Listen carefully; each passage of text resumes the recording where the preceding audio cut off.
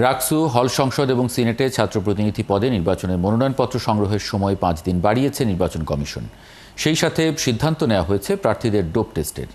দুপুরে নিজ কার্যালয়ে প্রেস ব্রিফিং করে সময় বাড়ানোর কথা জানান প্রধান নির্বাচন কমিশনার অধ্যাপক এফ নজরুল ইসলাম। তবে সময় বাড়ানোর সিদ্ধান্তে তাৎক্ষণিকভাবে বিক্ষোভ করেন শিক্ষার্থীরা।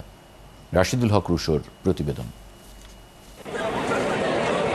পূর্বের তফসিল অনুযায়ী ২৬ আগস্ট বিকেল ৫টা পর্যন্ত ছিল রাকসু মনোনয়নপত্র তোলার শেষ দিন। তাই সকাল থেকেই শিক্ষার্থীরা বিভিন্ন পদে মনোনয়ন তুলতে ভিড় করেন কোষাধ্যক্ষের কার্যালয়ে। এদিন বেশিরভাগ শিক্ষার্থী স্বতন্ত্র হিসেবে তাদের মনোনয়নপত্র তোলেন, আর পূর্ণ প্যানেল নিয়ে মনোনয়নপত্র তুলেন ইসলামী ছাত্র আন্দোলন বাংলাদেশের প্রার্থীরা।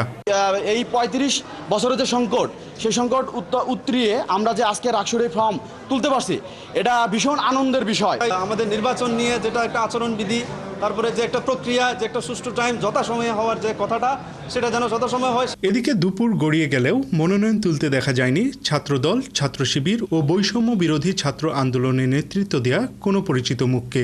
এরই মধ্যে বিকেল ৪টায় সংবাদ সম্মেলন করে প্রধান নির্বাচন কমিশনার জানান, শিক্ষার্থীদের বিভিন্ন যৌক্তিক দাবির প্রেক্ষিতে কমিশনের জরুরি বৈঠকে মনোনয়নপত্র সংগ্রহের সময় ২৬ আগস্ট থেকে বাড়িয়ে ৩১ আগস্ট পর্যন্ত করা হয়েছে। সেই সাথে ভোট কেন্দ্র, হল থেকে একাডেমিক ভবনে ও ছবিযুক্ত ভোটার তালিকা প্রণয়নের সিদ্ধান্ত নেওয়া হয়েছে। ২৪ তারিখ থেকে আমাদের মনোনয়নপত্র বিতরণ শুরু হয়েছিল, আজকে পর্যন্ত ছিল, কিন্তু আমরা ছাত্রদের সকলের অন্তর্ভুক্তির কথা বিবেচনা করে আমরা এটাকে ৩১/৮/২০২৫ পর্যন্ত বর্ধিত করেছি। মনোনয়ন উত্তোলনের সময় বৃদ্ধির এই সিদ্ধান্ত আসার পর তাৎক্ষণিক সেখানে ক্ষোভ জানান শিক্ষার্থীরা। যদি কোনো কারণে মনোনয়নপত্রের ডেট বাড়ানো লাগে, সেটা আগে থেকেই জানানো দরকার ছিল। আজকে শেষ সময় এসে হঠাৎ করে কোনো একটা দলকে বা কোনো একটা গোষ্ঠীকে সুবিধা দেওয়ার জন্য তারা অযৌক্তিকভাবে ৫-৬ দিন সময় বাড়ালো।